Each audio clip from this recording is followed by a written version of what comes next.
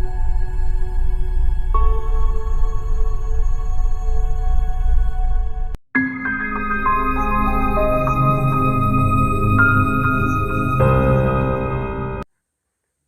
Evening दोस्तों, सैलकू classes में आपका फिर से स्वागत है। आज हम लोग क्लास 9 का मैथ का फर्स्ट चैप्टर हम लोग स्टार्ट करते हैं। क्लास 9 का मैथ का फर्स्ट चैप्टर। तो देखिए, इसको स्टार्ट करने के पहले हम लोगों को कुछ पुराने तथ्यों को याद करना होगा, जो आशा करते हैं कि आप लोगों को याद होने चाहिए। अगर याद नहीं है तो फिर भी हम लोग यहाँ पर एक रिवीजन कर लेते हैं। फर्स्ट में हम लोगों को याद करना है प्राकृत संख्याएं। प्राकृत संख्या, तो प्राकृत संख्याओं को हम इंग्लिश में क्या बोलते हैं?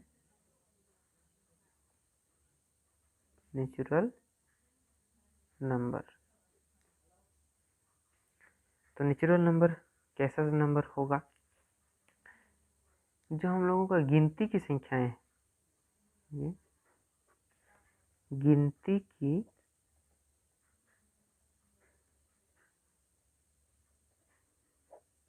संख्याओं को प्राकृत संख्या कहते हैं। मीन्स क्या होगा? हम लोग जितने सारे गिनती करते हैं, गिनती में जितने सारे संख्या आते हैं वो सारे क्या संख्या कहलाते हैं? प्राकृत संख्या कहलाते हैं। जैसे यहाँ पर अगर हम लोग उदाहरण लेने जाएंगे तो उदाहरण स्टार्ट होगा हम लोग का कहाँ से? 1 से, क्योंकि हम लोग गिनती 1 से करते हैं। तो 1 2 3 4 5 ये हमेशा आगे बढ़ता रहेगा।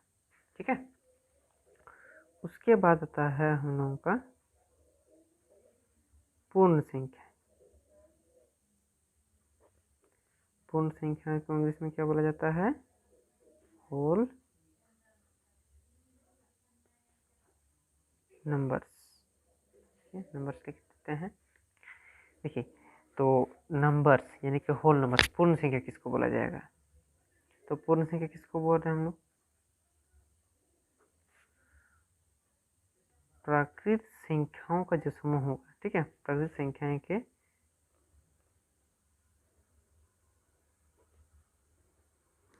समूह में किसको मिलाने से होगा? शून्य। प्राकृत संख्याओं के समूह में शून्यों को मिलाने से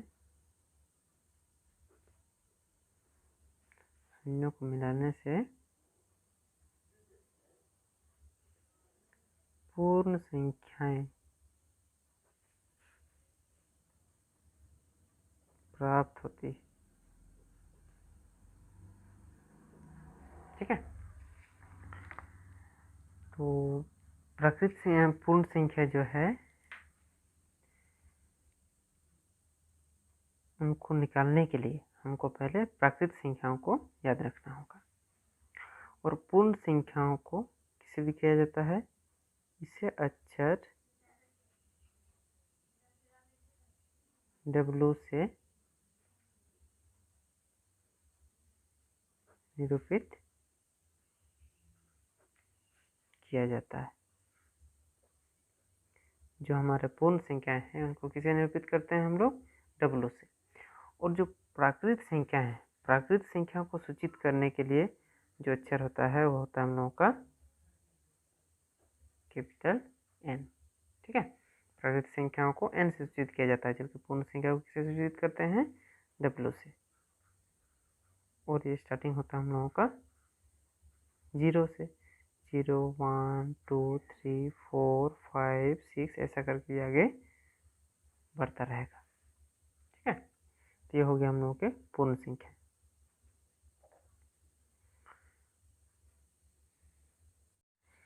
चलिए अभी थर्ड में बातचीत करते हैं। थर्ड में हम लोगों का है पूर्णांक संख्या।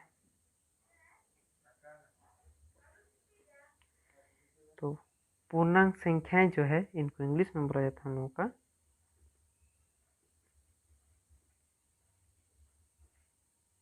इंटीजर्स। ठीक है।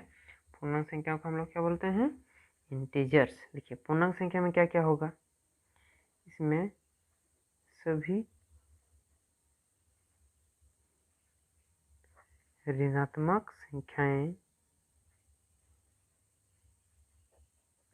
अपने शून्य तथा सभी धनात्मक संख्याएं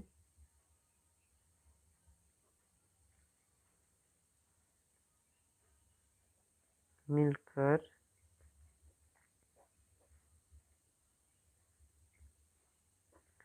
पूर्णांक संख्याओं का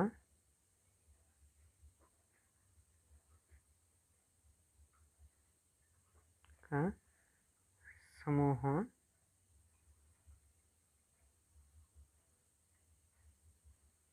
का निर्माण करते हैं। ठीक है, देखिए पूर्णांक संख्याओं के अंदर क्या क्या होगा, ऐसा संख्या जो सभी जितने सारे ऋणात्मक संख्याएं हैं, शून्य है, सभी जितने सारे धनात्मक संख्याएं हैं, वो सारा को जब हम लोग मिला देंगे तो उससे क्या संख्या बनेगा हम लोगों का? पूर्णांक संख्या। और इसे अक्षर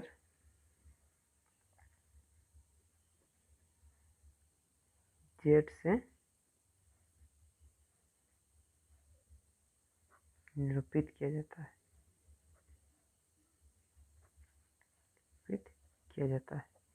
देखिए इसमें एक चीज़ हम लोग को जानने का है कि प्राकृत संख्या को देखिए उसका नेचुरल नंबर लिया गया तो n से दिखाया गया, पूर्ण संख्या था उसको होल नंबर में ही हम लोग दिखाए हैं तो उसका w लिया गया है।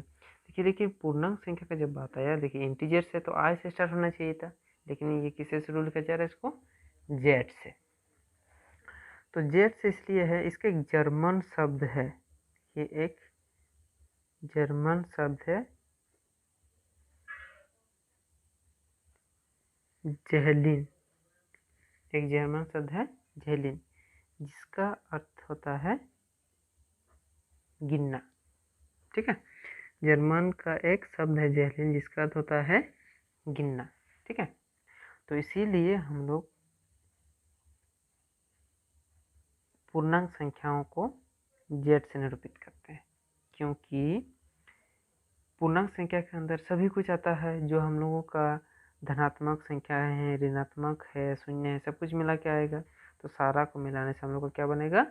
पूर्णांक संख्या। देखिए पूर्णांक संख्या को अगर हम लोग जितने सारे पॉजिटिव नंबर्स हैं, ठीक है, पॉजिटिव का मतलब होगा हम लोग का धनात्मक संख्या, नेगेटिव का मतलब होगा हम लोगों का ऋणात्मक संख्या, और अलग से एक जीरो। देखिए पॉजिटिव संख्या आप लोग जानते हैं जो प्लस में होते हैं 1 2 3 4 5 6 7 ऐसा करके बढ़ता है।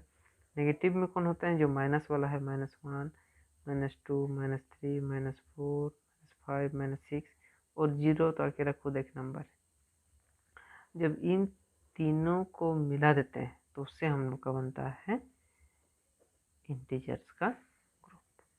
ठीक है, तो ये सारा होता है हम लोग का पूर्णांक संख्या। ठीक है,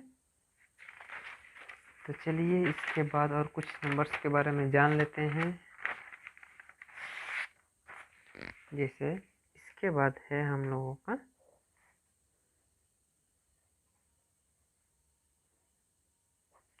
परिमेय संख्या। परिमेय संख्या मीन्स क्या होगा?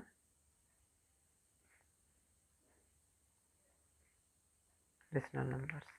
तो परिमेय संख्या किसको बोला जाएगा? ऐसी संख्याएं जिनको p/q के रूप में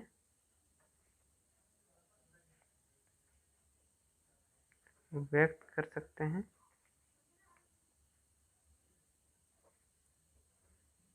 जहां q नॉट इक्वल टू 0 होता है। ठीक है,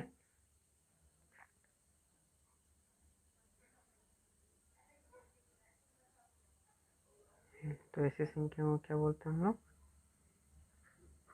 परिमेय संख्याएं कहलाते हैं। ठीक है, तो परिमेय संख्याओं को किससे निरूपित किया जाता है? इससे अक्षर Q से निरूपित करते हैं। देखिए, Q से इसलिए निरूपित किया जाता है क्योंकि Q का मतलब क्या होता है? कोशिएंट। ठीक है, कोशिएंट से Q लिया गया है क्योंकि हम लोग का फ्रैक्शन फॉर्म में रहेगा, यानी कि भिन्न के फॉर्म में रहता है, इसलिए परिमेय संख्याओं को P/Q के रूप में लिखा जाता है। ठीक है, जैसे अगर हम लोग उदाहरण का बात करें तो जैसे 4/5 हो गया, 6/9 हो गया, ओनली 5 हो गया। देखिए, ये जो 5 दिखाई दे रहा है ये भी एक परिमेय संख्या है। क्यों? क्योंकि इसके नीचे में 1 छुपा हुआ है, इसलिए इसको हम लोग एक परिमेय संख्या मानते हैं। √9 भी हम लोगों का एक परिमेय संख्या होगा। क्यों? क्योंकि इसका वर्गमूल सिर्फ 3 आता है। ठीक है, तो ये सारे थे हम लोगों के परिमेय संख्या। अब है अपरिमेय संख्या, जो हम लोगों का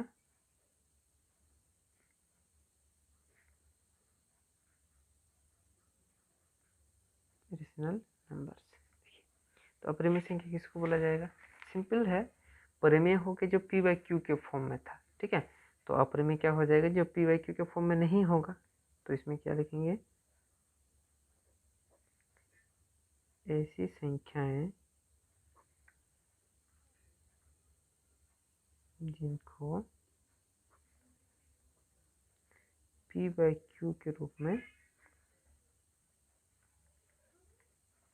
नहीं लिखा जा सकता है, नहीं लिखा जा सकता है। क्या है?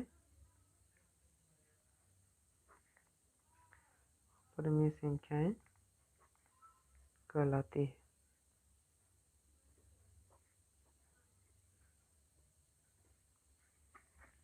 तो अपरिमेय संख्या किसको बोल रहे हैं? अपरिमेय संख्या कैसा होगा? ऐसा संख्या होगा जिसको P/Q के रूप में नहीं लिख पाएंगे। ठीक है, तो इसे निरूपित करने का भी देख लेते हैं।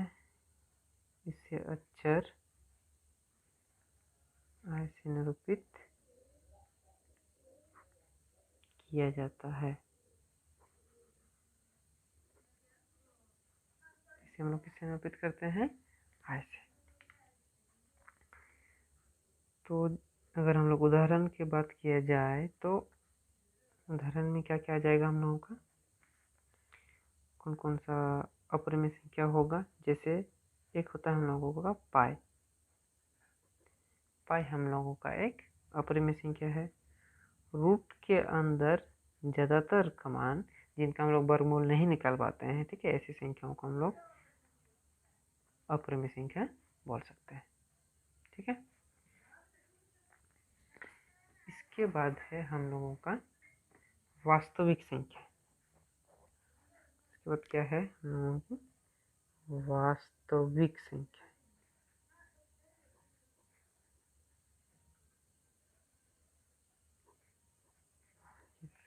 वास्तविक संख्या को क्या बोला जाता है हम लोगों का? Real numbers. देखिए, तो रियल नंबर किसको बोला जा रहा है?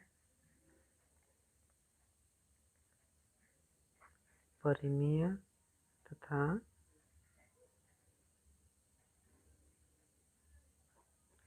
अपरिमेय संख्याओं के समूहों को क्या बोला जाता है? वास्तविक संख्याएं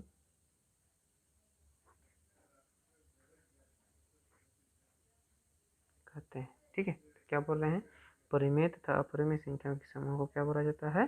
वास्तविक संख्या। और इससे अक्षर R से निरूपित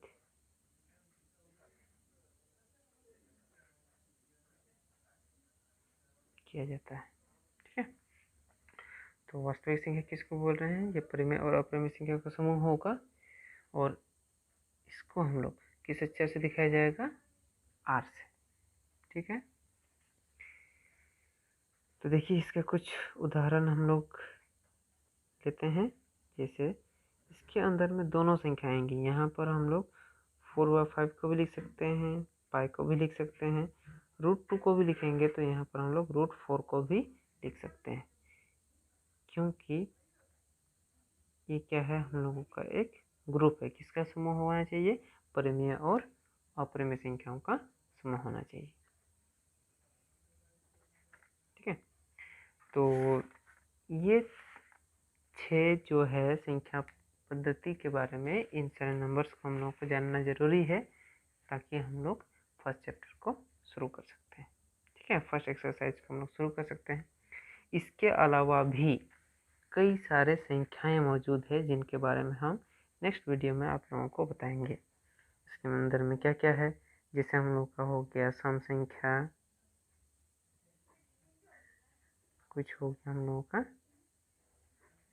विषम संख्या, फिर भाज्य संख्याएं, जिसको हम लोग भाज्य संख्या बोलते हैं। उसके बाद है हम लोगों का